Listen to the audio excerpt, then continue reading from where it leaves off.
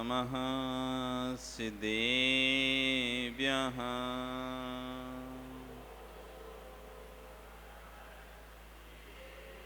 ॐ नमः सिद्धेभ्यः।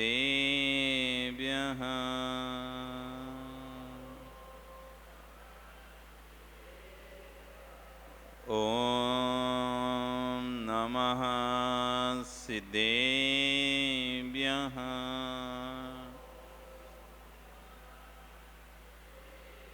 नमः श्रीवर्धमानाय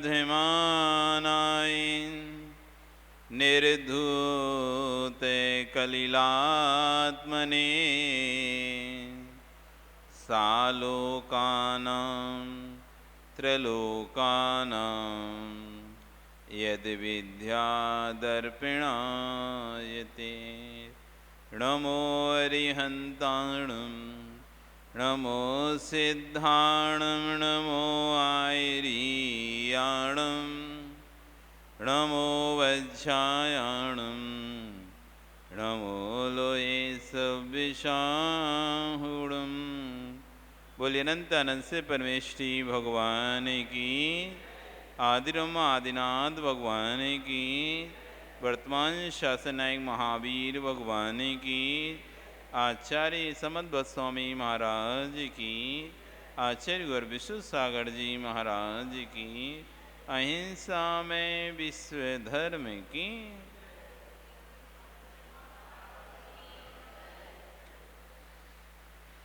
भवबंधु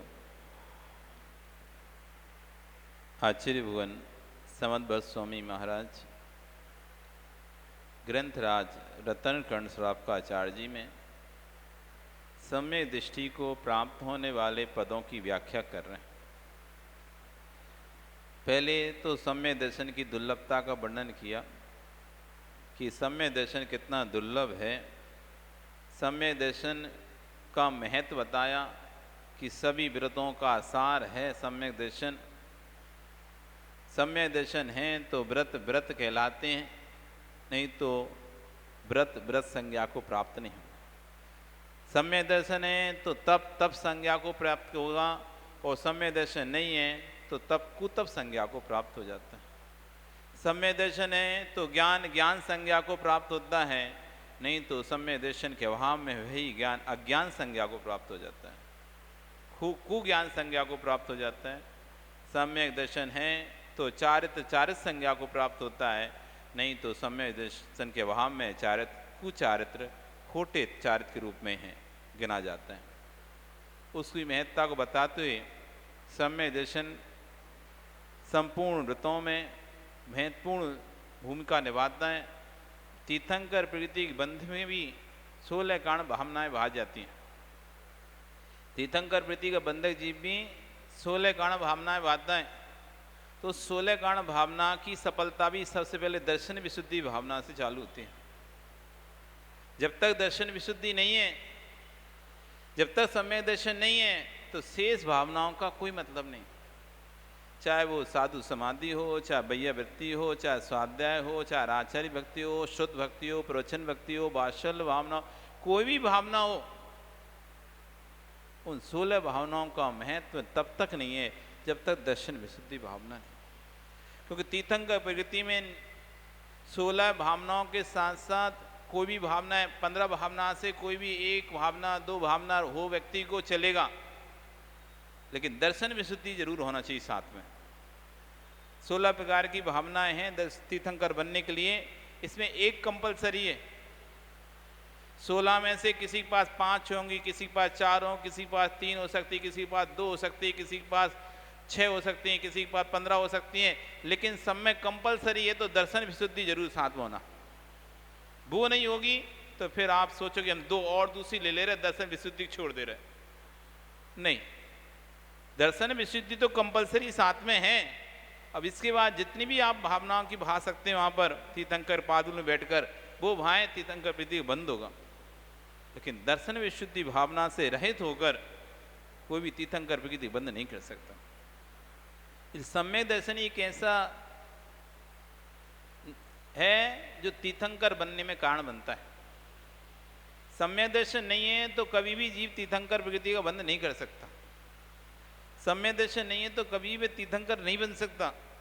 जिसको तीर्थंकर बनना है, अरिहंत पद चाहिए, उसे सम्यक दर्शनिक भावना को भाना पड़ेगा।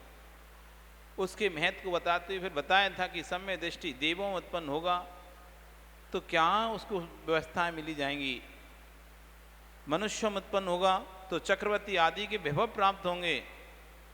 फिर इन सब वैभवों को भोग के, स्वर्ग के वैभव भोग के मनुष्य आएगा।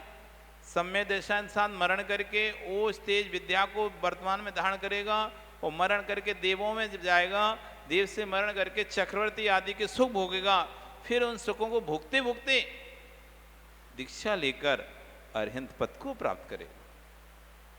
तो आज उसी की चर्चा चल रही है कि सम्यक दृष्टि जीव ही अरिहंत पद को प्राप्त कर सकता है।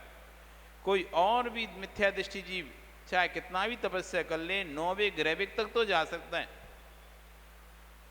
मिथ्या दृष्टि जीव तपस्या करके, आराधना करके, साधना करके 9वें ग्रह तक तो बस पहुंच सकता है, लेकिन उससे आगे तो नहीं जा सकता।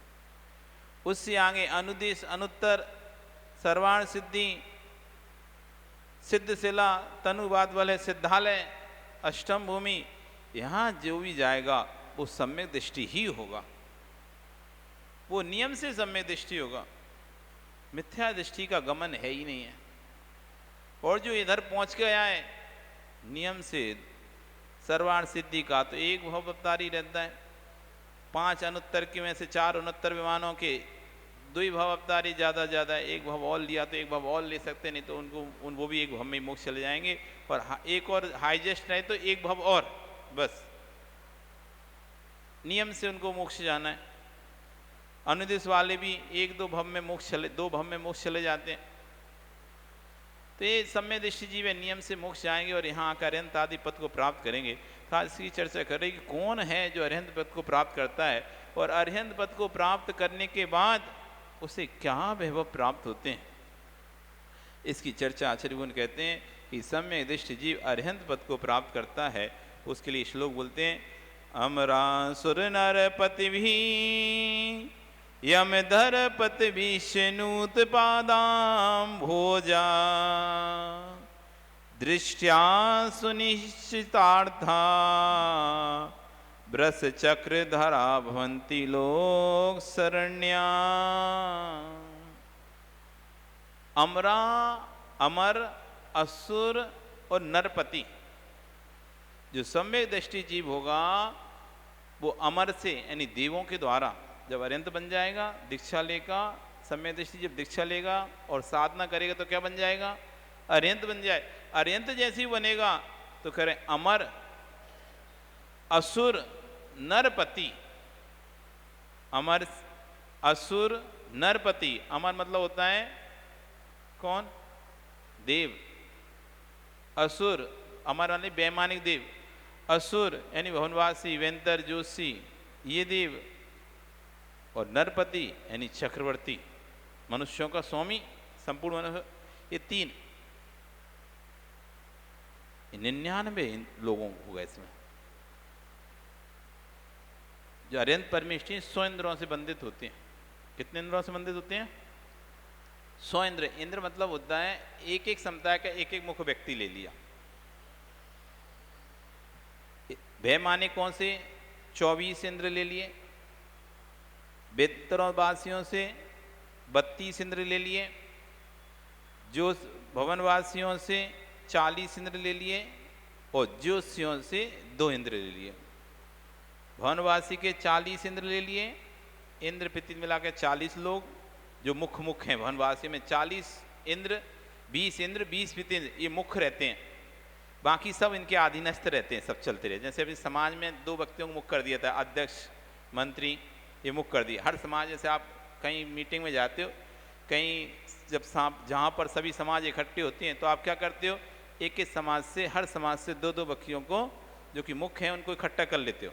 अध्यक्ष मंत्री आ जाए, अध्यक्ष मंत्री आ जाए। ऐसे ही स्वर्गों में भी मुख्य इंद्र होते हैं।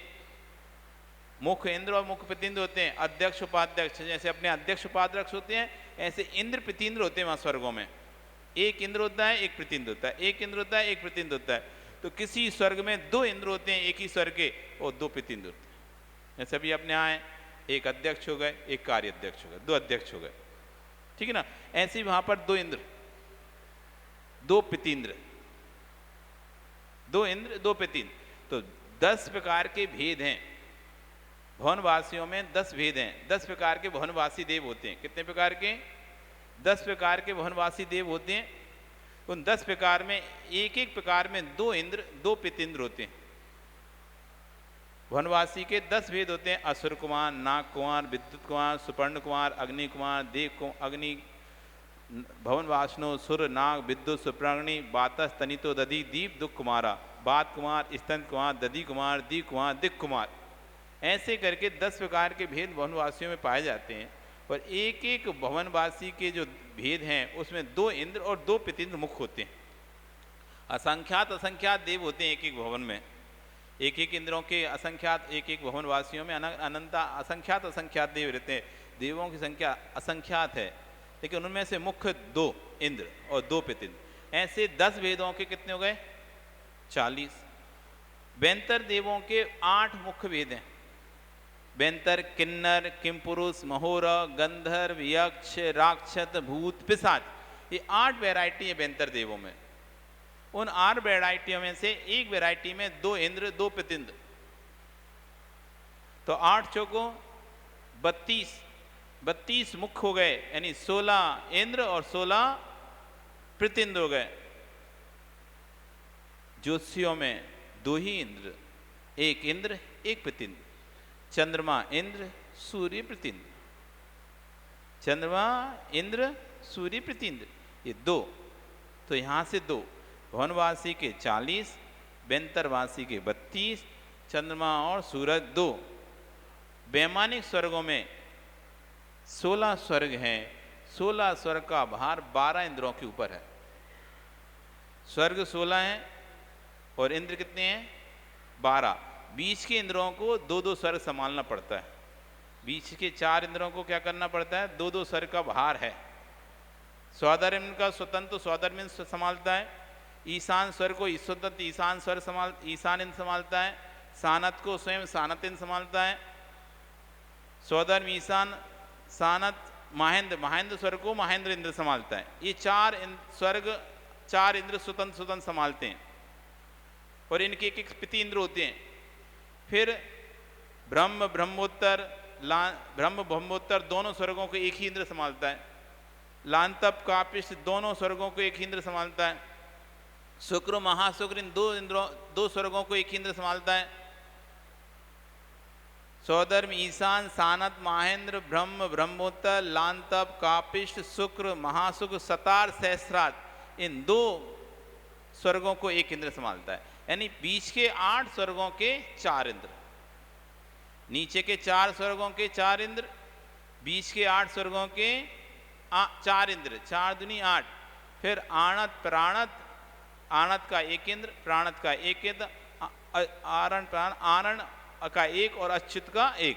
आणत, प्राण, आरण, अच्युत, ये 4 स्वर्गों के 1-1 इंद्र। इस तरह नीचे के 4, बीच में 8 स्वर्गों के 4 और ऊपर के 4 स्वर्गों के 4। तो 16 स्वर्गों में 12 इंद्र होते हैं। और जितने इंद्र होते हैं उतनी प्रतिंद्र होते हैं, उतनी प्रतिंद्र मुखिया हो गए। ये अपने अपने स्वर्ग के मुखिया हो गए इंद्र और उनका एक एक प्रतिंद्र। इस तरह से 24 हो गए। 16 स्वर्गों कितने हो गए? 24। उसके बाद के जो देव हैं वो नीचे उनका गमन नहीं होता। ये 16 स्वर्ग के ही देव गमन करते हैं। बाकी के ग्रैविक के देव, अनुत्तर के देव, अनुदिश के देव, वहाँ पर इंद्र व्यवस्था नहीं है। वहाँ पर सभी इंद्र हैं, सभी अहमेंद्र व्यवस्था है। वहाँ कोई इंद्र व्यवस्था नहीं है। वहाँ कोई इंद्र नहीं, कोई उसका अधीनस्थ नहीं, कोई नहीं। सभी अहमेंद्र हैं, सभी स्वतंत्र इंद्र, कोई किसी के अधीनस्थता में, किसी के अधीन नहीं होता है, ना ग्रैविकों में, ना अनुदिश में, ना अनुत्तर में।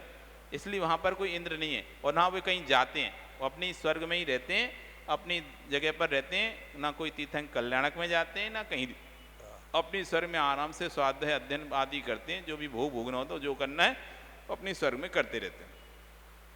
इस तरह ग्रैविक वैमानिक देवों तक ले लिया, क्योंकि उसके बाद कल्प खत्म हो जाते हैं, फिर उसमें अहमेंद्र व्यवस्था शुरू हो जाती है, इसलिए वो नहीं गिने।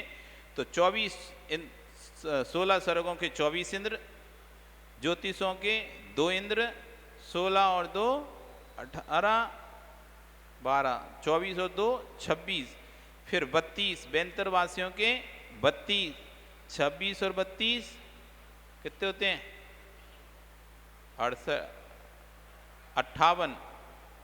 58 हो गए, ठीक है ना, 26 और 32 58, और 40 भवनवासियों के 98, तो स्वर्गों से 98 इंद्र हो गए। अब आया मनुष्य, मनुष्यों में एक ही इंद्र होता है चक्रवर्ती, जिससे बड़ा कोई दूसरा नहीं होता, चक्रवर्ती ही सभी मनुष्यों का स्वामित्व के 6 खंड का आधिपत्य, तो बताया था ना इससे पहले, 6 खंड का आधिपत्य उसके पास होता है। तो 58 और 1 99, 98 और 1 हो गया 99। अब 100वां, तो भगवान की समूह में देव आते हैं, मनुष्य आते हैं, और कौन आता है, तिरंच आते हैं। देव आते हैं, मनुष्य आते हैं और तिरंच आते हैं, नारकी तो आते नहीं है, ठीक है ना। तिरंचों में मुख्य कौन होता है, सिंह।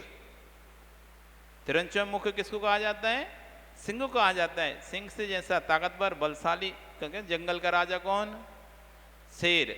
तो राजा राजा लेना है सब जगह के, तो जंगल का इंद्र शेर, तो तिरंचों में मुख्य इंद्र कौन हो गया, सिंह हो गया। तो 1 ले लिया सिंह, तो टोटल हो गए 100, तिरंचों से 1, मनुष्यों से 1 और देवों से 98, ऐसे 100 इंद्रों से बंधित होते हैं भगवान हमारे। तो जो सम्यक दृष्टि जीव है, जब वो अरिहंत बनता है तो अमर, असुर और नरपति, और एक और जोड़ लेना त्रिंच, ऐसे करके 100 लोगों से बंधित रहते हैं। और किससे बंधित होते हैं, यमधर, जो यम को धारण करते हैं। यम समझते हो, एक होता है नियम और एक होता है यम। जो काल अवधि को लेकर ग्रहण किया जाता है उसे कहते हैं नियम, कि 1 वर्ष तक मेरा आलू प्याज का त्याग है, 1 वर्ष का रात्रि भोजन का त्याग है, 1 वर्ष का मेरे घर का त्याग है, 1 वर्ष का मेरा ब्रह्मचर्य का नियम है, 1 वर्ष का मेरा चोरी का त्याग। ऐसे जो काल अवधि को लेकर जो नियम किया जाता है वो कहलाता है नियम। और जो जीवन पर्यंत के लिए त्याग किया जाता है वो क्या कहलाता है, यम। यम ले लिया, जैसे आप कहते हैं यमराज, जीवन पर राज करने वाला। यम मतलब जीवन, जीवन का राजा, मतलब जीवन को जो अपन ले लेते अपने हाथ में, तो क्या कहलाता है, यमराज। तो यम मतलब होता है जीवन। तो यम धर, यम को धारण करने वाले, जीवन पर्यंत व्रतों को धारण करने वाला। तो कौन होता है जीवन पर्यंत व्रतों को धारण करने वाला, जीवन पर्यंत व्रतों को कौन ग्रहण करता है, मुनि, मुनिराज। मुनिराज जो भी त्याग करते हैं वो कैसे करते हैं, यमधर।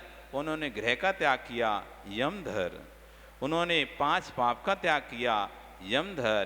पूरे जीवन के लिए त्याग किया है, ना कि सिर्फ 1 साल 2 साल 4 साल के लिए, पूरे जीवन भर के लिए ब्रह्मचर्य का व्रत, पूरे जीवन भर के लिए 5 पाप का त्याग, पूरे जीवन भर के लिए स्नान का त्याग, पूरे जीवन भर के लिए वस्त्र का त्याग, पूरे जीवन भर के लिए एक समय भोजन का नियम।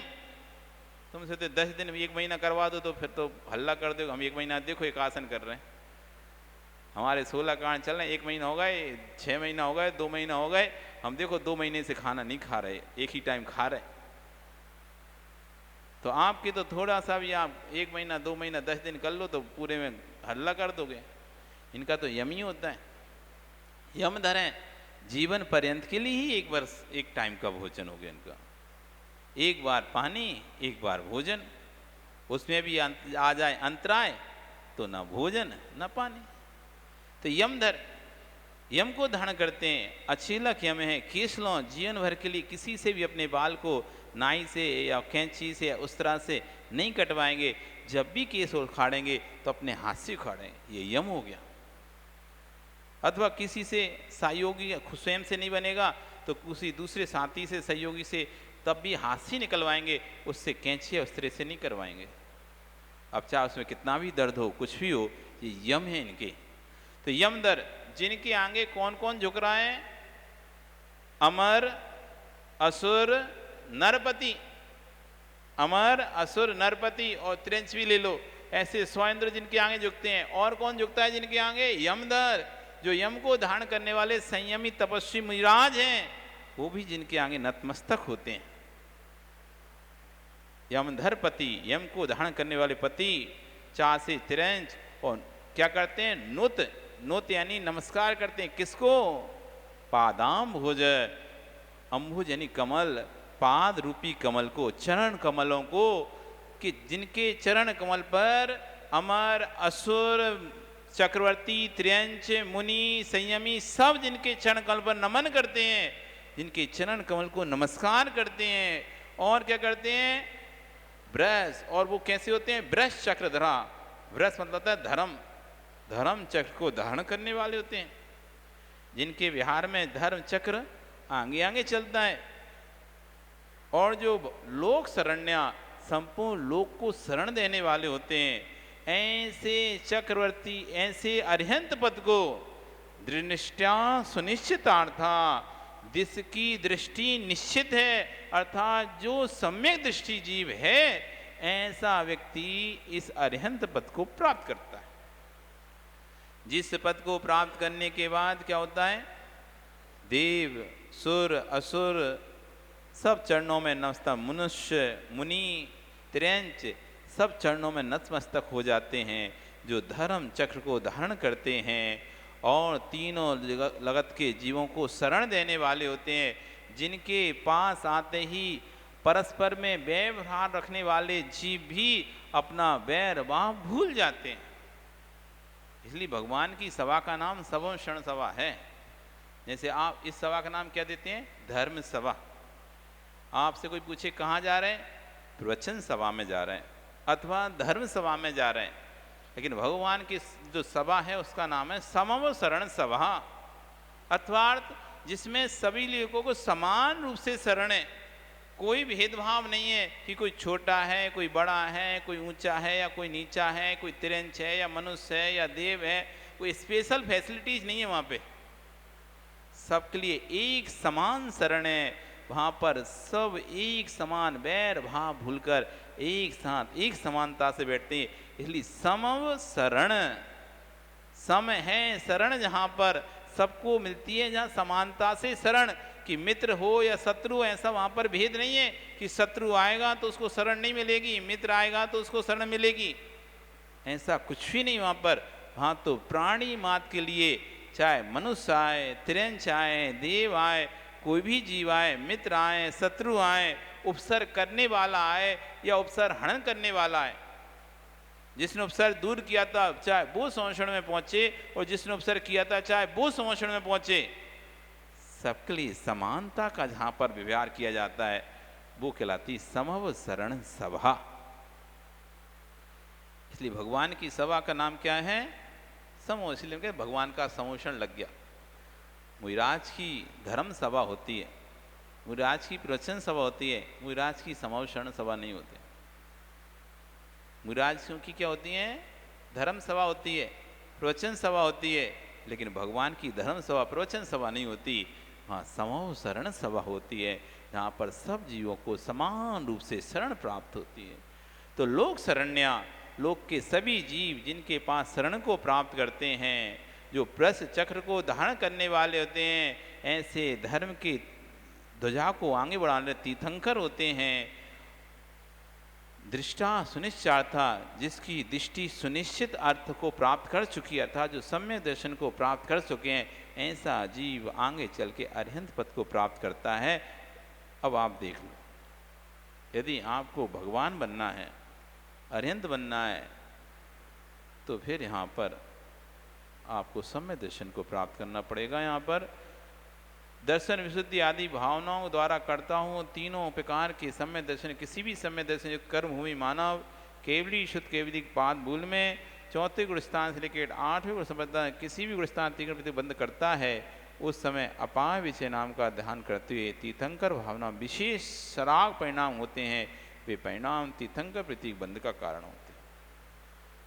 तीर्थंकर प्रतीक के बंध के समय जो जीव तीर्थकृत शिव मार्ग पुण्यतत्व के लिए दृढ़ निश्चय होता है, वही निश्चय से संस्कार तीर्थंकर नाम कर्म आर्यंत अवस्था से निमित्त पाकर सर्व जगत का उद्धार करने के लिए समर्थ दिव्य ध्वनि का निर्वहन का कारण बनते हैं। इस कारण कलाप और कार्य कारण भाव की परंपरा से मोक्ष मार्ग उपदेश की रंगभूमि पर अभिनय करने वाली सूत्रधार सम्य दर्शन सहचारणी दर्शन भावनाई है, उसी का नाम दृष्टया सुनिश्चितार्थ का है। जैसे किसी भी यहाँ पर कह रहे हैं, जैसे किसी भी घटना को अंजाम देने के लिए अथवा किसी भी नाटक को अंजाम देने के लिए सूत्रधार होता है। कोई भी नाटक आप देखते हैं तो पूछते हैं इस नाटक का सूत्रधार कौन है।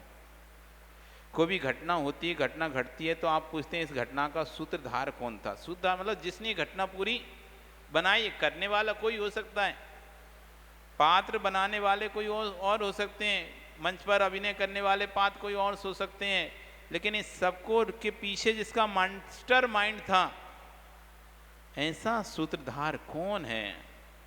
तो कह रहे हैं जैसे जगत में नाट्य कथाओं के सूत्रधार होते हैं, ऐसी तीर्थंकर प्रति कोई सूत्रधार है।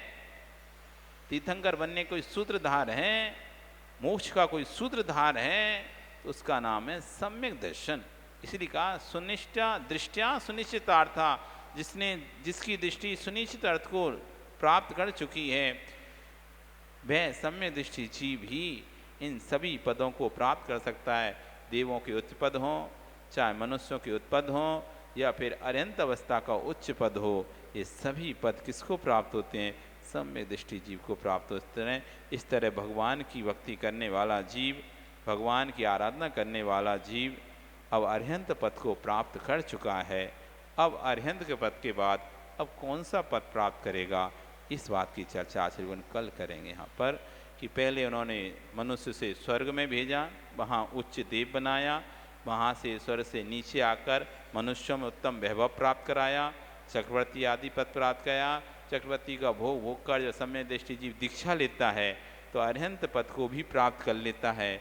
अब अरहंत पद के बाद अब कौन सा पद उसे प्राप्त होगा, इस बात की चर्चा आचरण करेंगे। बोली भगवान महावीर स्वामी की। चलेंगे जिनवाणी स्तुति के लिए।